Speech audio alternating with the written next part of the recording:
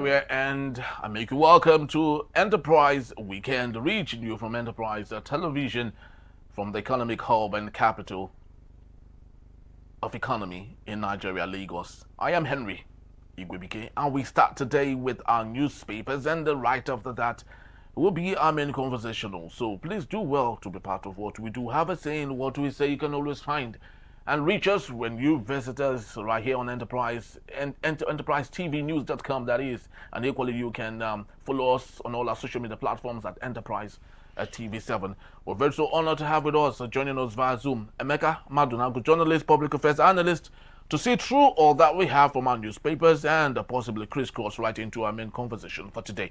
Good morning, Emeka, and welcome. Yeah, good morning. It's my pleasure. Good morning.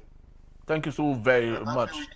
Thank you so very much, Emeka, for giving us your time, despite how busy it is for you. Emeka, I'd love us to start with the Guardian newspaper this morning, and we have the big story: e-waste time bomb imminent amid solar energy adoption boom. I do not know the reason why the Guardian newspaper is taking up this story as its editorial. When Nigeria is still battling lack of electricity, a deficit of electricity, and solar is now the alternative, and Nigerians are beginning, or new media is beginning to come against it. We do not know why that is so. Emeka, I'd love you to speak to that particular matter. Is this a war of competitors, of the Gencos and the Discos going on the net to change the narrative for alternative to power, especially e-power? Yeah, thank you very much. Of course, solar, has lithium in it. All of these things you see, they have different radioactive materials in them. And so it is not, that's one of the things about the downsides of industrialization. When you have industrialization on a large scale, on a growing scale, you don't have to make provision for waste. Now, that is one certain we don't factor into our projection in Nigeria, that if you remember the 1986 or the 88 incident of a dumping of e-waste at Cocoa in Delta State. It was because, Western nations had been looking for where to dump their waste. So it's a great concern. The only thing for us is because we don't get so involved in we are not highly industrialized.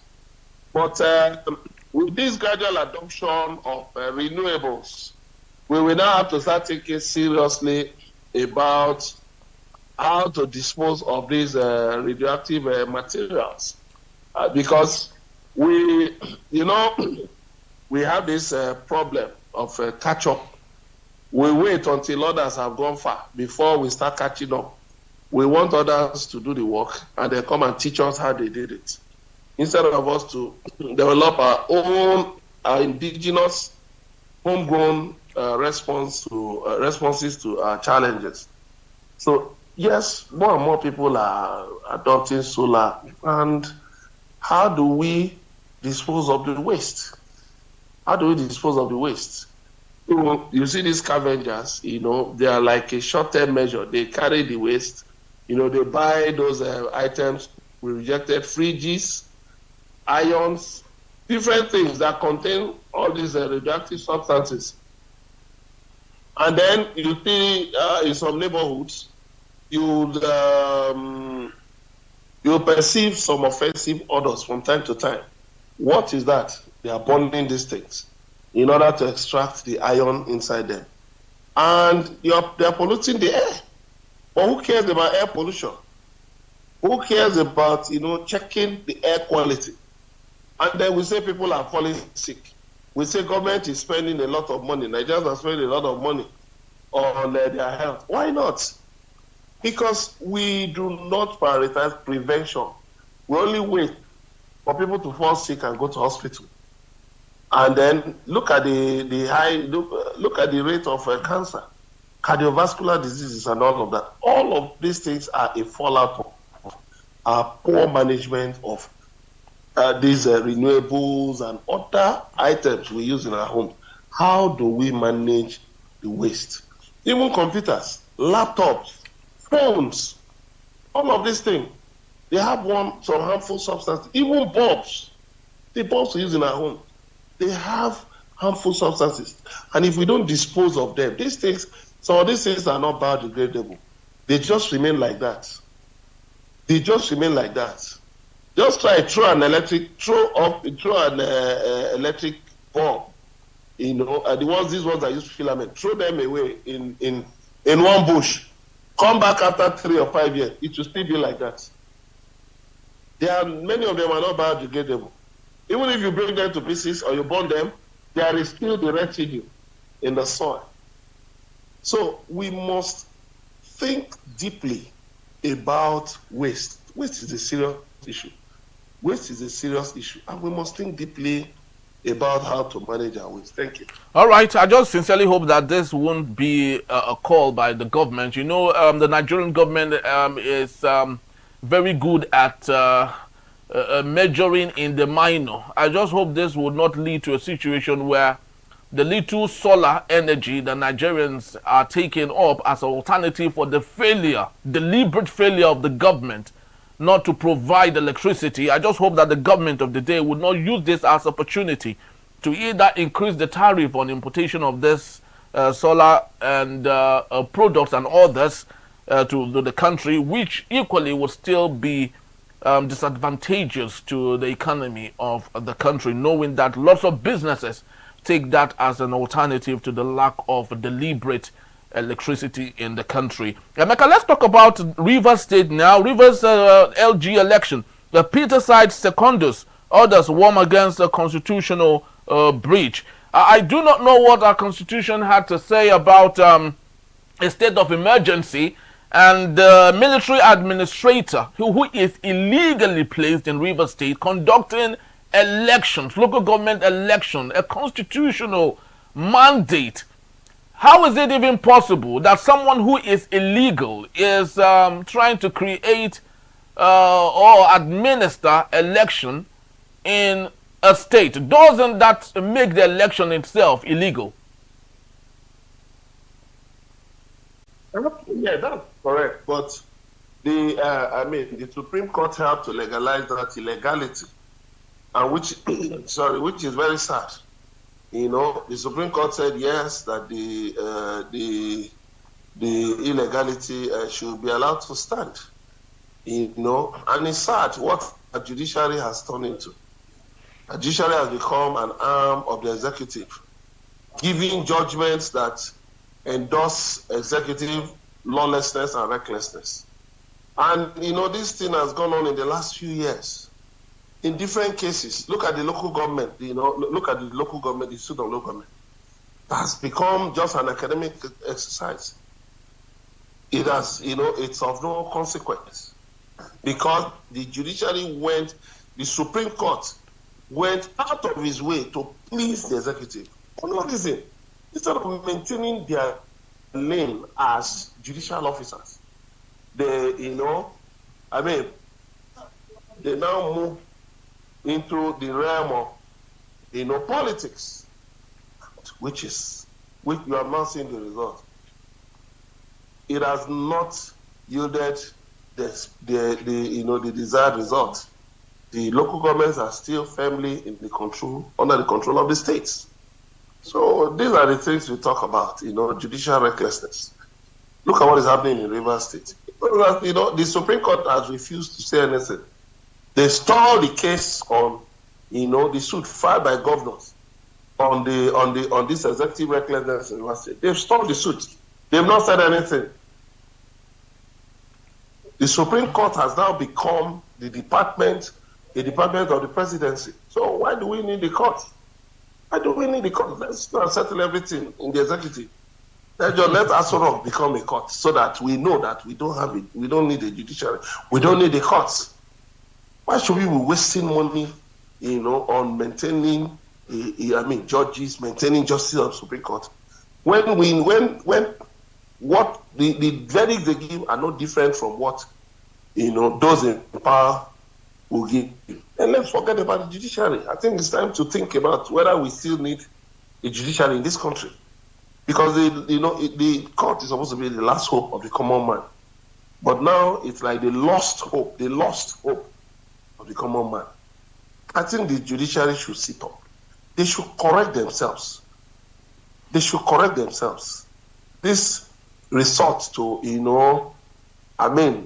working for the executive against the people, it has to stop. Thank you. All right, it has to stop. We do not know if it would ever stop, knowing that the executive are still in charge of financing the judiciary and providing for them everything they want. Yes, Wike the other day provided housing for the judges in Abuja, and one would ask, he who pays the piper ultimately dictates the tune. And as much as the judiciary in Nigeria are still not and remain unindependent, issues like this we would continue to have. Very sad in a democratic ecosystem. Let me correct something. Please do. The judiciary at the federal level is on the fourth line charge. They are on the first line charge. So, and they could have quietly rejected that Greek gift from the FCT minister. They could have rejected it. So, but why didn't they? They were within their rights. They were within their rights to have rejected. They could have said, yes, we don't want, sorry. We have a provision. We're on the first line charge, because we're the first line charge. And we get our allocations directly.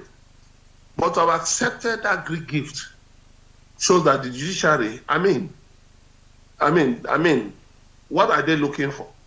Is it that the budget of judiciary cannot take care of housing, accommodation for their members? Is it that the judiciary cannot house its members? Why must the executive buy vehicles, provide the housing for the judiciary? Why? The judiciary, because politicians want to be able to manipulate the judiciary.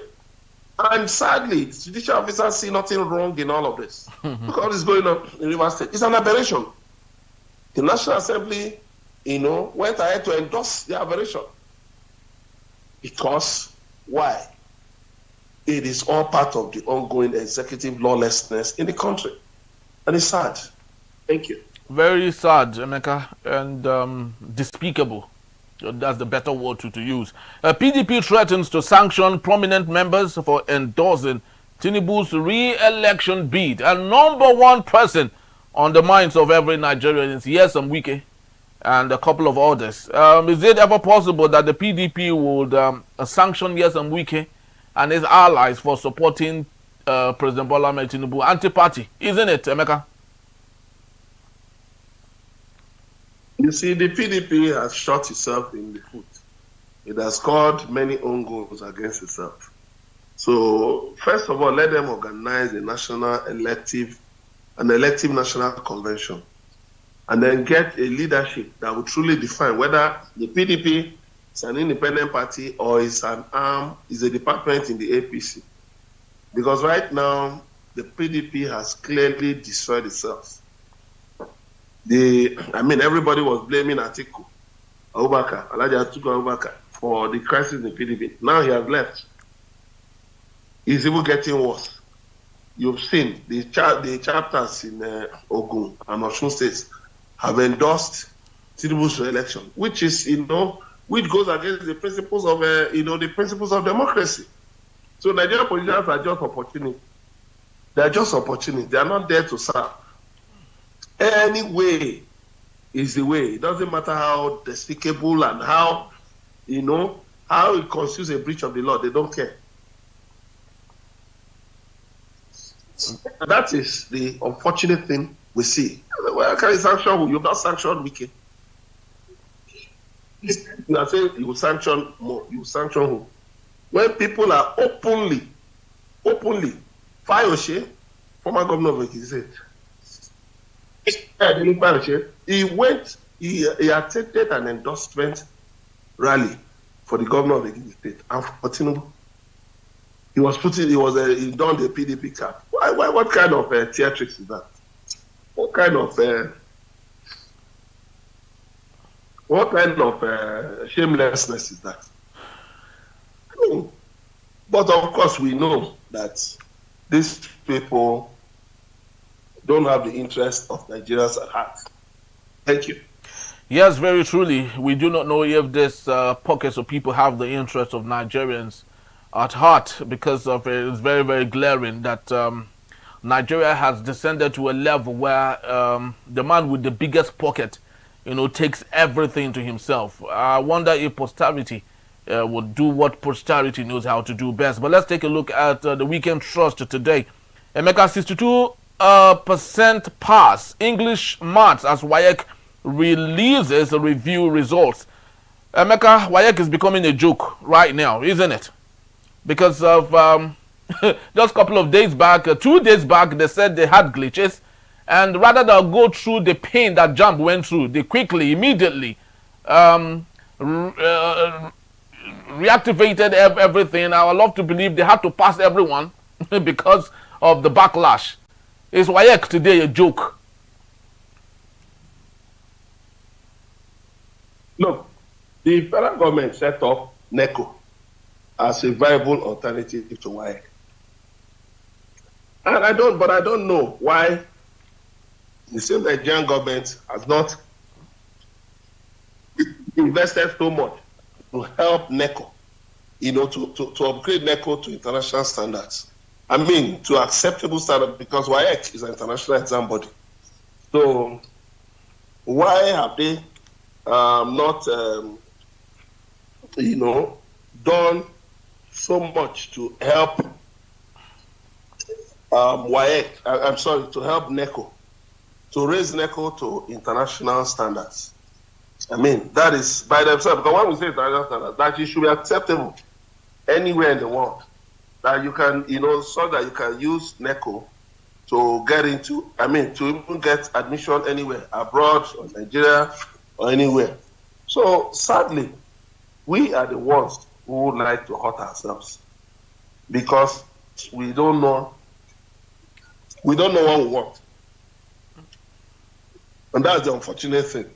We talk up and down, but we don't know what we want. I mean, why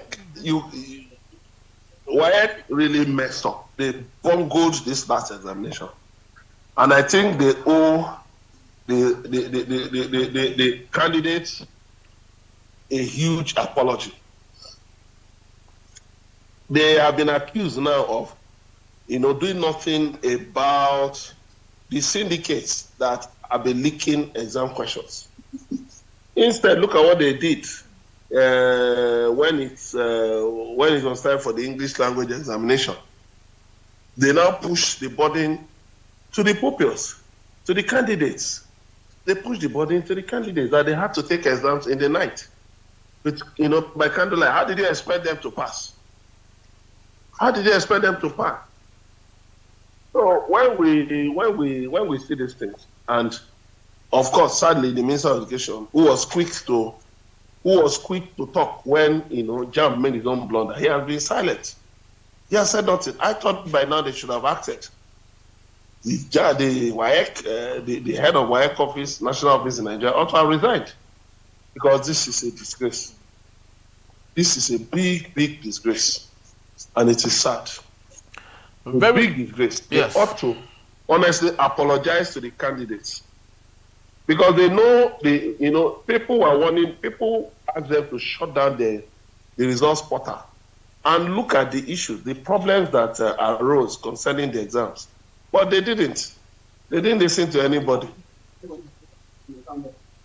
Thank you. Thank you so very much, Emeka.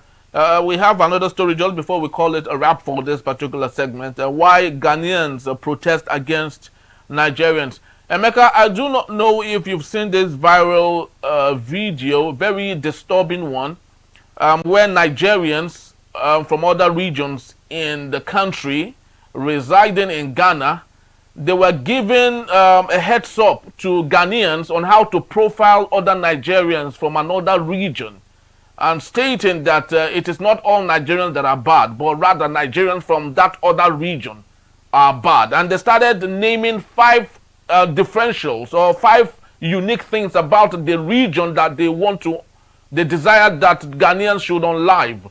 It's very so disturbing, Emeka. Have we gotten to a point in Nigeria where there is a hidden pogrom growing in the minds of Nigerians against their fellow Nigerians? Well, xenophobia is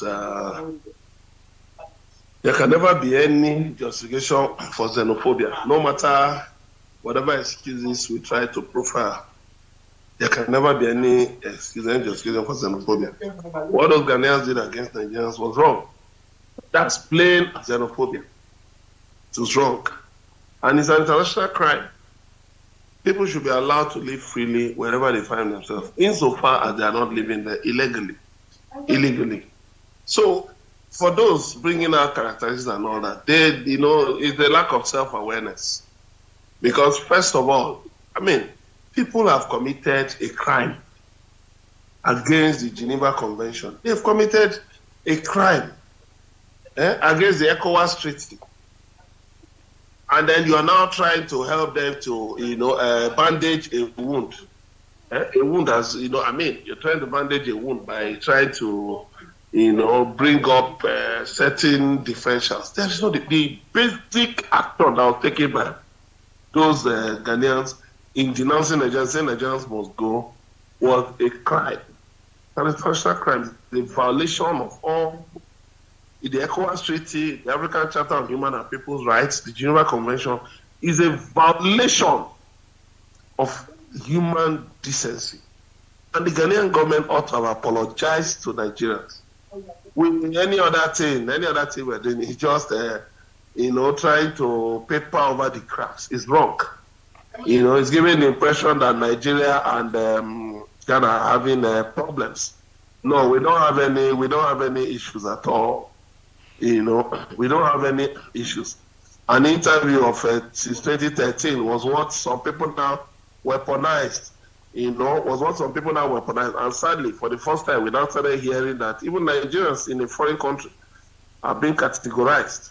Why do we? And these things also, Nigerians, we should also learn to stop messing ourselves up.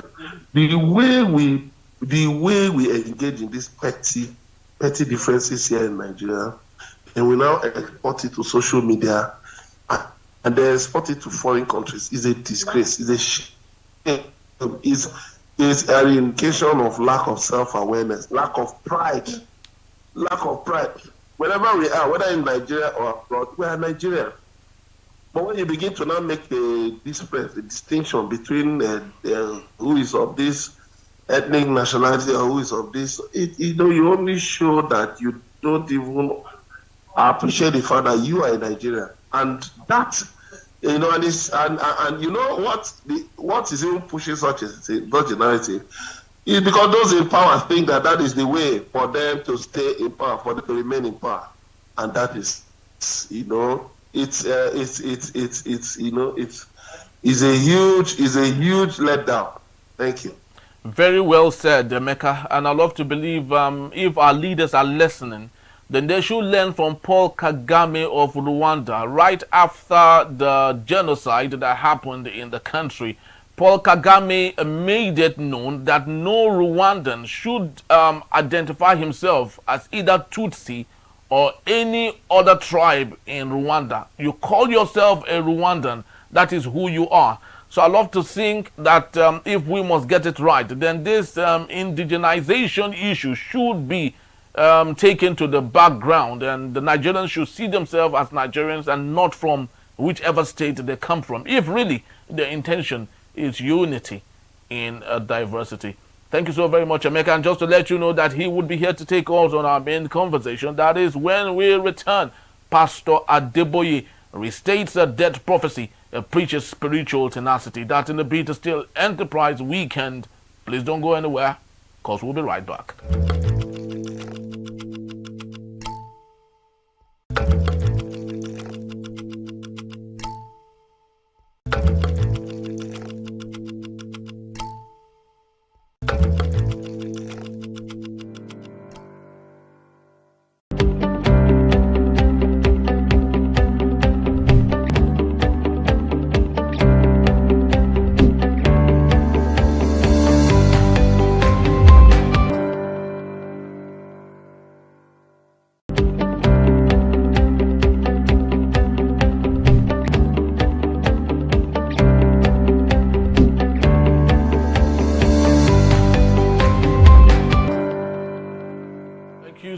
much for being back. And if you just joined us, this is Enterprise Weekend, reaching you from Enterprise Television. Let's head straight to our conversation for today, where we have it that 83-year-old General Overseer of the Redeemed Christian Church of God, Rccg, Pastor Enoch Adeboye, has again predicted that he will die peacefully on a Sunday after attending church service and eating his favorite meal of pounded yam. Speaking on the fourth day of the RCCG's annual convention themed The Overcomers, the cleric who was born on March 2, 1942, said his death would be sudden and painless without illness, a statement he first made 2 years ago. Preaching on the topic, Possess Your Possession, Adeboye urged Christians to claim what Christ has given them, likening it to the Israelites are fighting for the promised land. I still have Emeka Madunago. Emeka, thank you so very much for still remaining with us. Thank you. Emeka, are you still there? Yes, I'm here. Thank you very much. All right. I was trying to reconnect. All right. Thank you so very much for your time. Yes. So, Emeka, I would love you to speak to this this issue that Adeboye has going on. He has told his people that they should resist sickness, they should resist poverty, they should resist everything possible, and as if we are no longer humans and no challenges would come to us. He said barrenness, premature death, stressing that what you tolerate will trouble you. Emeka, I don't know. I am not a priest, neither am I whatever. But can you speak to us on this? Because what he says has a way of affecting the lives of Nigerians and the way they treat one another and the way they relate to one another and the society we live in. Okay, thank you very much. Well, he's within his rights to have spoken to his people, members of his congregation, about how he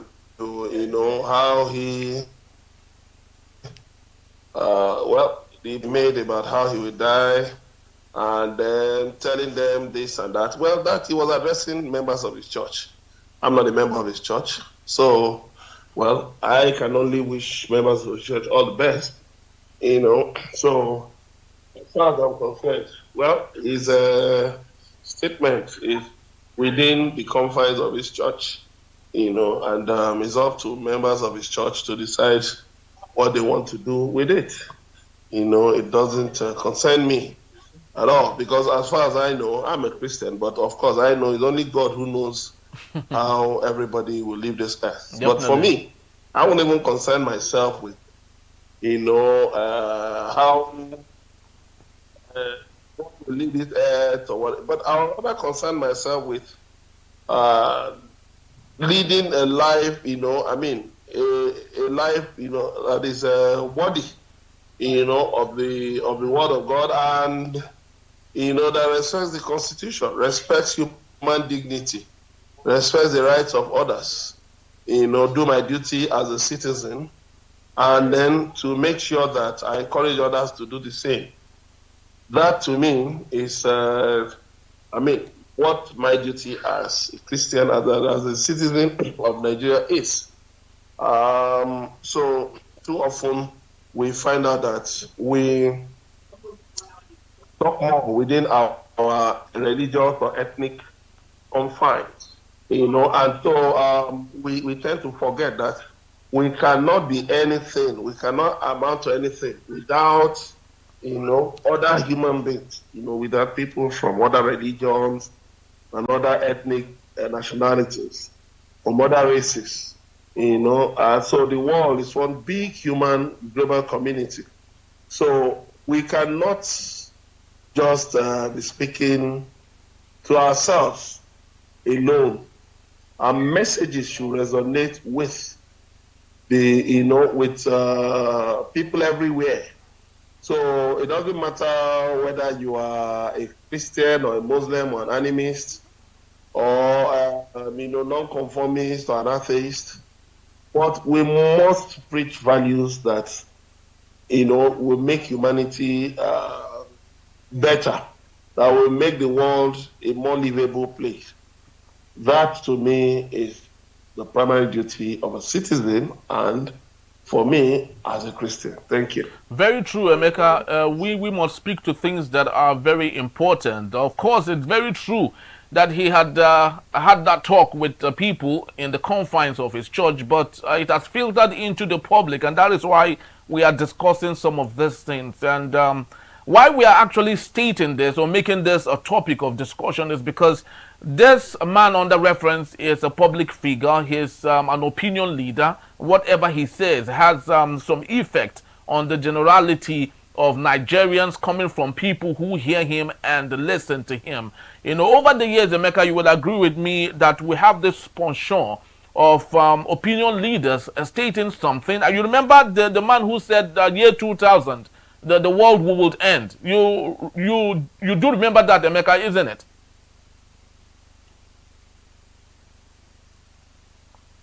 Yeah, so of course, people have said in 1978. Yes, exactly. People said the world in 1978 and all of that. Yes. But as far as I'm concerned, I don't need to bother myself about when the world will end, about this.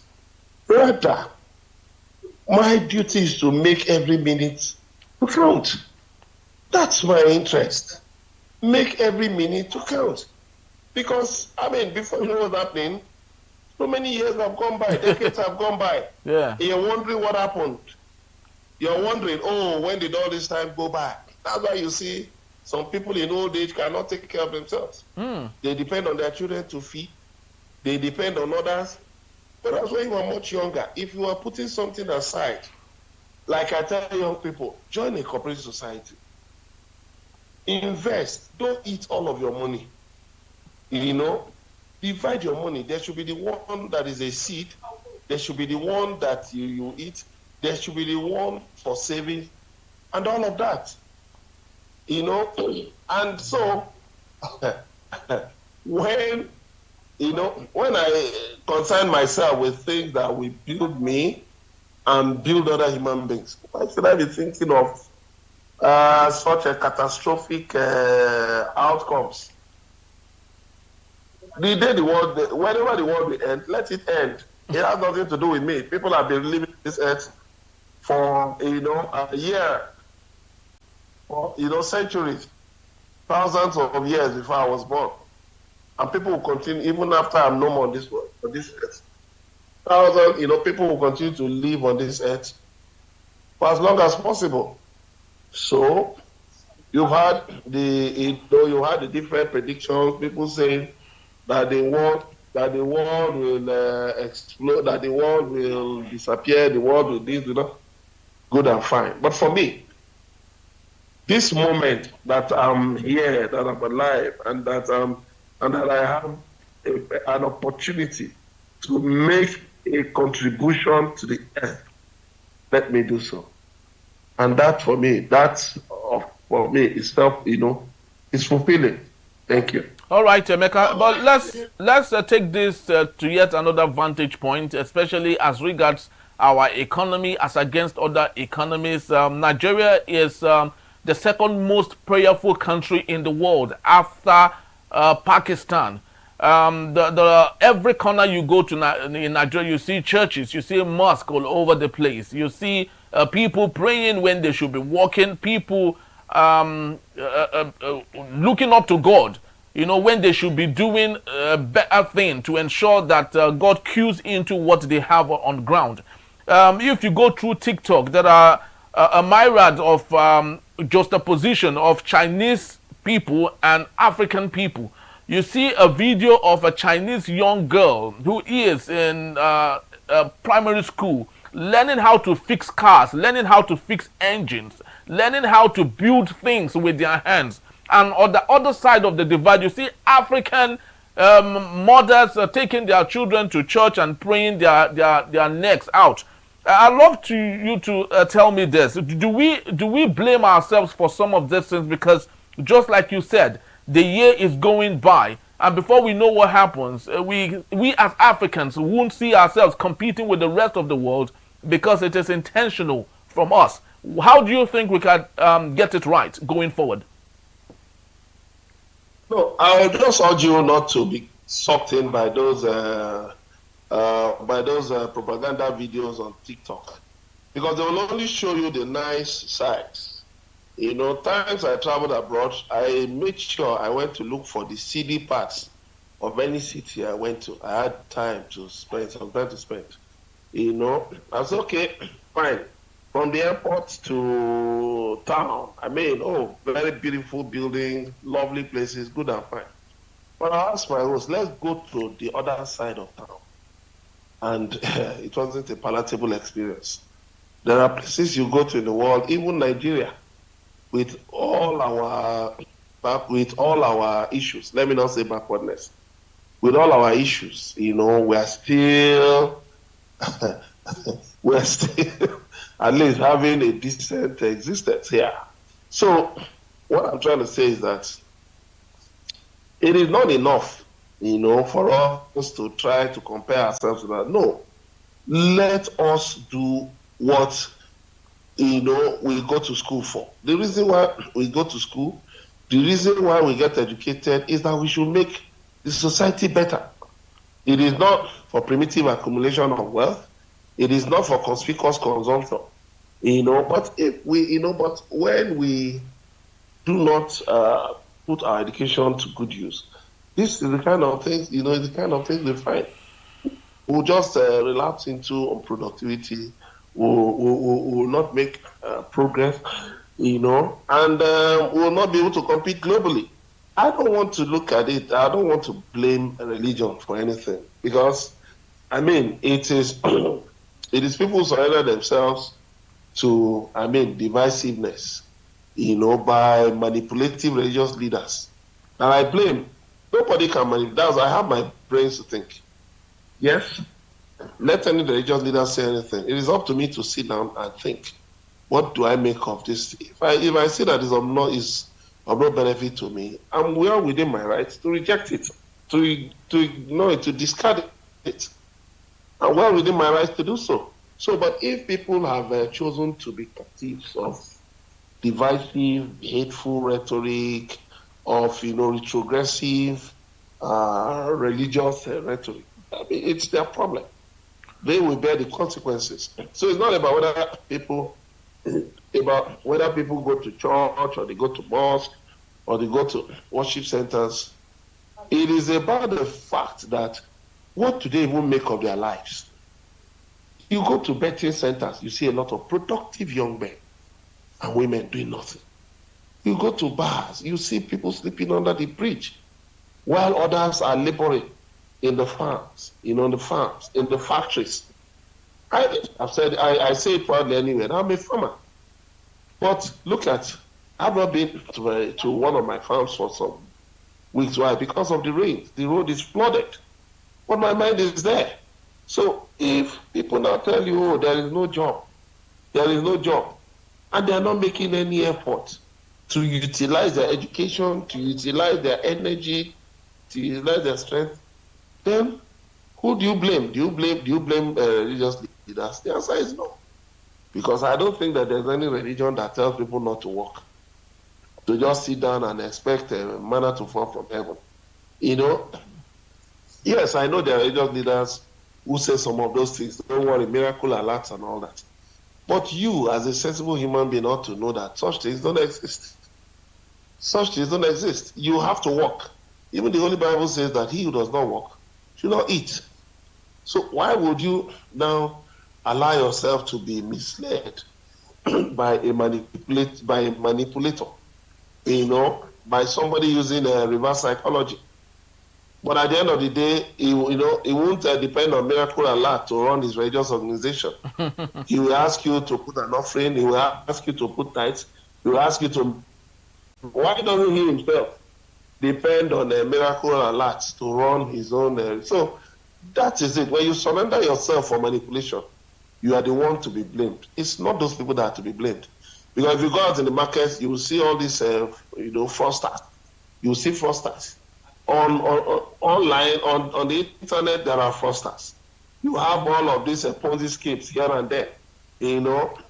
Put 10,000, make 1 million. How is that possible? For a rational human being, how is that possible?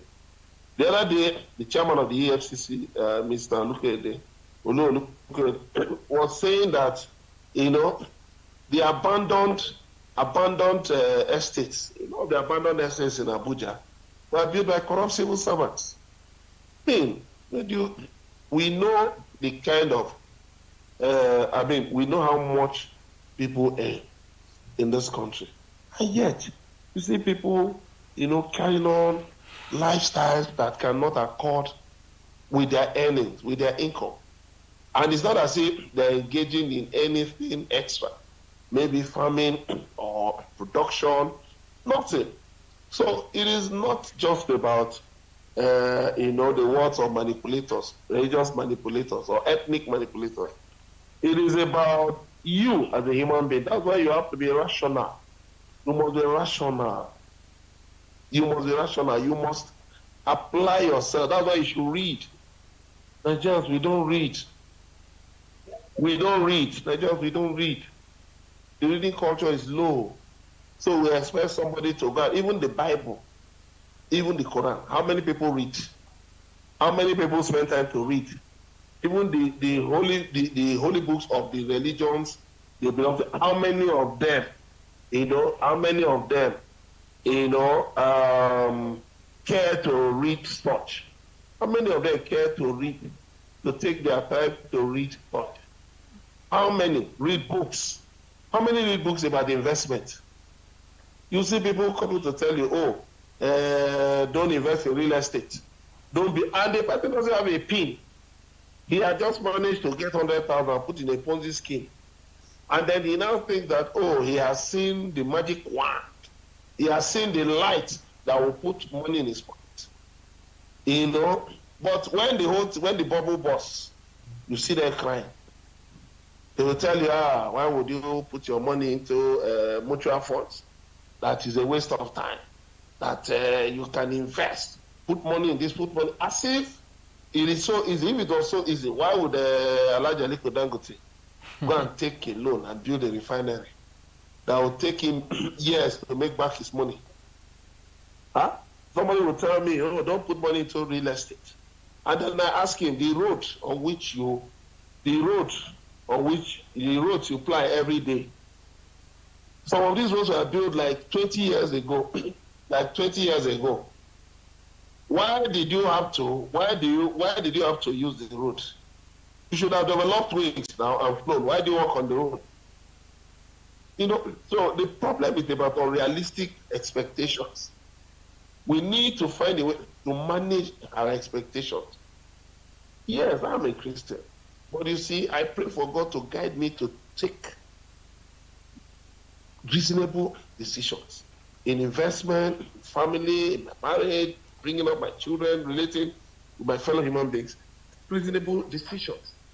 But not for me to, just expect that, because, I go to church, then I will just make money. Just like that. Money will just fall from the sky. No. There are principles. Even God himself moves by principles. He gives commandments. He moves by principles. He said, he who considers the rain will not snow. He said in the Bible. And there are many, many principles. But you just see what people do to themselves because they are lazy. They don't want to use their brains. And the question of one billionaire, I was listening to one billionaire the other day on a video, and he was saying that, on a social media video, and he was saying that how many people will government employ? That people have to also be self-motivated. People have to be self-motivated. If you're expecting government to employ everybody, how many people? You are saying government should provide jobs. How many jobs can government provide? Government is not even in the position to provide any job at all, except jobs for civil servants, for people working for government or in government agencies. Outside of that, government cannot, for instance, go to Dangote and say, please employ 10 people, unless government is an investor in Dangote. So what are we talking about? Let us, whether the leaders or the other people, let us work towards building a profitable economy, a resilient economy. Like the Bible says, whatever your hands find to do, do it well. Don't just wait for one religious leader to tell you certain things. Oh, you will be rich without working. It's a lie. It is a lie. You can't. In fact, even the propensity for us to look for wealth by all means in Nigeria is even wrong. Because there was one day I was asking one motivational speaker, but everybody, why should we focus on telling people to be rich? People are not productive. People can be busy, but not productive. People are not productive. You're telling them that they will be rich. That they will be rich. How? Why should we push people in the direction of being rich? We should not go in the direction of being productive so that they can make an income, pay taxes, and be able to take care of the responsibilities before them. But if we expect them to just sit back, do nothing, and money will just come from anywhere, nothing like that exists anywhere. And even let me just quickly add, there's no free lunch anywhere. Not even in Freetown, the capital of Sierra Leone. Sierra Leone. No free lunch anywhere. You got to work your hands out.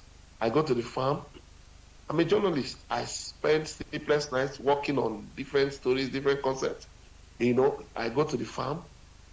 Stay in the sun, nowhere to sit down. You stand for hours, or you just lie down on the grass. You find somewhere you can lie down. None of these things. Why? I've got to meet my responsibilities. I've got to pay my bills. Very true, Emeka. So the orientation has to change. It has to change. Thank you. Thank you so very much, Emeka. You actually did awesome. You did justice to that particular topic, and that reinstates the fact that there's God. God is for everyone, and He allows rains to fall both on the good and the bad. So it is your opportunity to take advantage of that and not rely on one naysayer or someone who is there to direct you while he is equally still struggling to find direction himself. That's all we have for today. Thank you so very much, Emeka, for being here. We truly do appreciate your time once more. Thank you very much for the opportunity. All right. That's all we have for you this weekend. Please do well to visit us. You can find us at enterprise.tvnews.com. You may equally like, comment, and follow us on all our social media platforms at Enterprise TV7. I am Henry Igwebike. On behalf of the entire team of Enterprise Television, would love to say thank you so very much. Have yourself a wonderful day and choosy. Bye-bye.